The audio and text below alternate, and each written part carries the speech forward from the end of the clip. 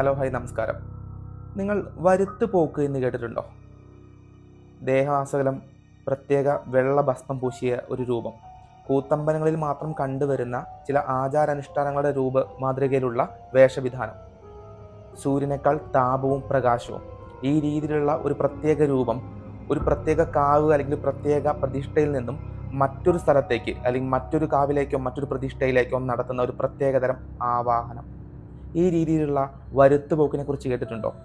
ഞാൻ ഈ പറയുന്നത് കോലം കെട്ടിയാടുന്ന കോലധാരികളുമായി ബന്ധപ്പെട്ട വരുത്തുപോക്കല്ല. വർഷങ്ങളായിട്ട് വടക്കൻ മലബാറിലെ ചില പ്രത്യേക ഗ്രാമങ്ങൾ വിശ്വസിക്കുന്ന അല്ലെങ്കിൽ പ്രത്യേക ദിവസങ്ങൾ അവർ വീട്ടിലിരിക്കാൻ നിർബന്ധിതനാകുന്ന ചില വരുത്തുപോക്കുകളുടെ കഥയാണ്.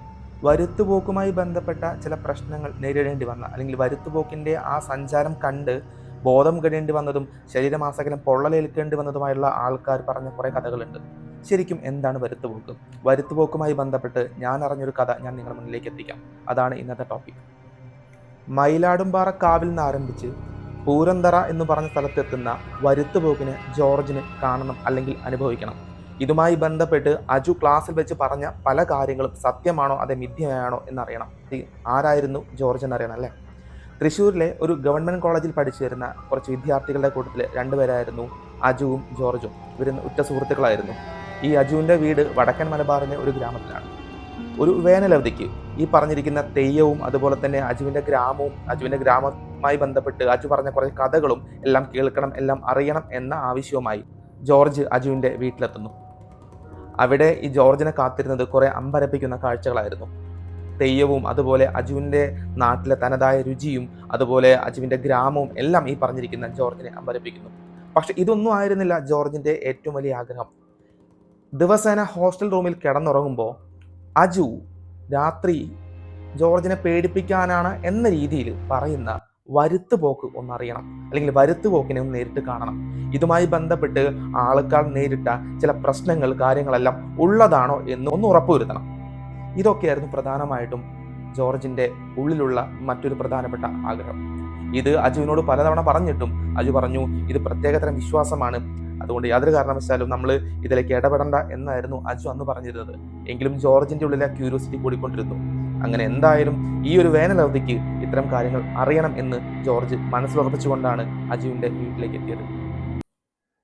അജു, നീ ഇല്ലെങ്കിൽ കുഴപ്പമില്ല, ഇന്ന് രാത്രി ഞാൻ എന്തായാലും ഈ പറഞ്ഞിരിക്കുന്ന വരുത്തുപോക്ക് നടക്കുന്ന സ്ഥലത്ത് ഈ കാവിൽ ഞാനൊന്ന് പോകും. നീ എൻ്റെ കൂടെ വരണ്ട, നിനക്ക് പേടിയാണെന്ന് എനിക്കറിയാം. പക്ഷെ ഞാൻ പുറത്തു പോകുന്ന കാര്യം നീ വേറെ ആരോടും പറയരുത്. ഇതായിരുന്നു ജോർജിൻ്റെ ഏക ആവശ്യം. പേടിച്ചിട്ടാണെങ്കിലും ഈ ജോർജിൻ്റെ ഈ ഒരു ആഗ്രഹം കുറേ കാലമായിട്ട് ഉള്ളിലുള്ളതാണ് എന്നുള്ളത് അജുവിനറിയാം. അജു ആരോടും പറഞ്ഞില്ല. പക്ഷെ പെട്ടെന്ന് തിരിച്ചു വരണം എന്ന നിർദ്ദേശം നൽകി ജോർജിനെ അജു പുറത്തോട്ട് അയക്കുന്നു. അതായത് ഞാൻ ഓൾറെഡി പറഞ്ഞു, ഈ കഥയിൽ ഈ പറഞ്ഞിരിക്കുന്ന അജുവിൻ്റെ നാട്ടിലേക്ക് വടക്കൻ മലബാറിലെ ആ ഉൾഗ്രാമത്തിലേക്ക് അജുവും ജോർജും എത്തുന്നു. അങ്ങനെ അജുവിൻ്റെ മുത്തശ്ശൻ്റെ വായിൽ നിന്നും എല്ലാ കാര്യങ്ങളും കേട്ട അതിനിടയിൽ ഈ പറഞ്ഞിരിക്കുന്ന വരുത്തുപോക്കിൻ്റെ കഥയും ജോർജ് കേൾക്കാനിടയാകുന്നു. അതും അജു ക്ലാസ്സിൽ വെച്ചും ഹോസ്റ്റൽ മുറികളിലും വെച്ചും പറയുന്ന അതേ രീതിയിലാണ് അജുവിൻ്റെ മുത്തശ്ശനും പറയുന്നത്. ചില പ്രത്യേക ദിവസങ്ങളിൽ ഒരു കാവിൽ നിന്നും മറ്റൊരു കാവിലേക്ക് സഞ്ചരിക്കുന്ന ആ വരുത്തുപോക്കിൻ്റെ കഥ.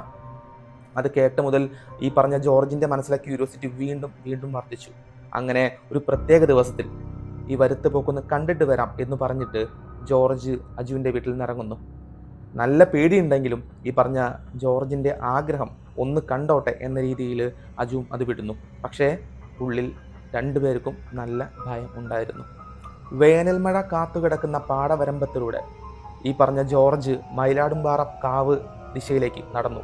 കുറച്ചു ദൂരം നടന്നപ്പോഴേക്കും വേനൽമഴ ശക്തമായി വരുന്നുണ്ടായിരുന്നു.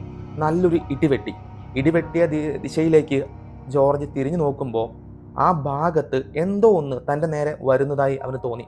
നോക്കുമ്പോൾ വലിയൊരു തീകോളം. ശരിക്കും അത് അവന് വിശ്വസിക്കാൻ കഴിഞ്ഞില്ല എന്നാണ് അവൻ ആദ്യം പറഞ്ഞത്. ആ വലിയ തീകോളം തൊട്ടടുത്തെത്തിയപ്പോൾ അവൻ പുറകോട്ട് തെന്നി മാറി ആ വയലിലേക്ക് വീണു. എന്തോ ഭാഗ്യത്തിന് അവൻ്റെ ദേഹത്ത് തട്ടാതെ ആ തീകോളം അവൻ്റെ അടുത്തൂടെ കടന്നുപോയി. അവൻ്റെ കണ്ണുകളെ വിശ്വസിക്കാൻ പറ്റുന്നുണ്ടായിരുന്നില്ല. അവൻ ആ തീകോളത്തിലേക്ക് സൂക്ഷിച്ചു നോക്കി. അതെ, ഇതാണ് അജുവിൻ്റെ മുത്തശ്ശനും പറഞ്ഞ വരുത്തുപോക്ക് എന്നവൻ വിശ്വസിച്ചു. ആ ചേറിൽ കുളിച്ച് അവൻ തുടർന്ന് അജുവിൻ്റെ വീട്ടിലേക്ക് തിരിച്ചോടി കയറി ചെന്ന് അജുവിനോട് നടന്ന കാര്യങ്ങൾ പറഞ്ഞു. ആ പറയുന്ന സമയത്ത് ഈ ജോർജിന് ചെറുതായി പനിക്കാൻ തുടങ്ങിയിരുന്നു. പക്ഷേ ഈ കാര്യം പുറത്തു പറയാൻ പറ്റിയില്ല. കാരണം ഈ പറഞ്ഞ വരുത്തുപോക്കുമായി ബന്ധപ്പെട്ടുള്ള വിശ്വാസം ആ ഗ്രാമത്തിലും ആ വീട്ടിലും കുറേ ആൾക്കാരുടെ വിശ്വാസം അത്രയും ഉന്നതിയിലായിരുന്നു. ഒരു നാടിൻ്റെ വിശ്വാസം എന്താണ് എന്ന് തിരിച്ചറിയാൻ തുടങ്ങി, അല്ലെങ്കിൽ എന്താണ് എന്നറിയാൻ വേണ്ടി പുറത്തിറങ്ങി ജോർജ് നടത്തിയ ആ ഒരു കാര്യത്തെ പല നാട്ടുകാരും അവൻ്റെ അഹങ്കാരം എന്ന് പറഞ്ഞ് കളിയാക്കി, അല്ലെങ്കിൽ അവൻ്റെ അഹങ്കാരം എന്ന് പറഞ്ഞ് തരം താഴ്ത്തി. ശരിക്കും എന്താണ് ഈ വരുത്തുപോക്ക് അഥവാ മാടൻ നടത്തം അഥവാ വറുത്തോക്ക് എന്നൊക്കെ അറിയപ്പെടുന്നത്?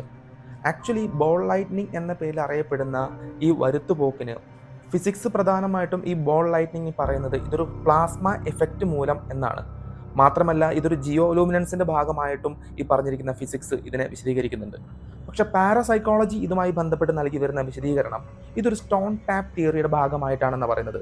ഈ സ്റ്റോൺ ടാപ്പ് തിയറിയിൽ തന്നെ ഓർത്തോ ഡെൻസിറ്റി എന്ന പദവും ഈ പറഞ്ഞ ഭാഗങ്ങളിൽ ഉപയോഗിക്കുന്നു. എന്തായാലും ഈ വരുത്തുപോക്ക് കണ്ട ഭാഗങ്ങളിലൊക്കെ അവിടുത്തെ കാലാവസ്ഥ, അവിടുത്തെ ചുറ്റുപാട്, അവിടുത്തെ അന്തരീക്ഷം ഇതുമായി ബന്ധപ്പെട്ടാണ് വരുത്തുപോക്ക് സംഭവിക്കാറുള്ളത് എന്നാണ് പ്രധാനമായിട്ടും പറഞ്ഞു വരുന്നത്. ഇത് സയൻസും പാരാസൈക്കോളജിയും ഒരുപോലെ സമ്മതിക്കുന്നതാണ്. അപ്പോൾ ഇതാണ് പ്രധാനമായിട്ടും വരുത്തുപോക്കുമായി ബന്ധപ്പെട്ട് പറഞ്ഞു വരുന്ന ബാക്ക്ഗ്രൗണ്ട്.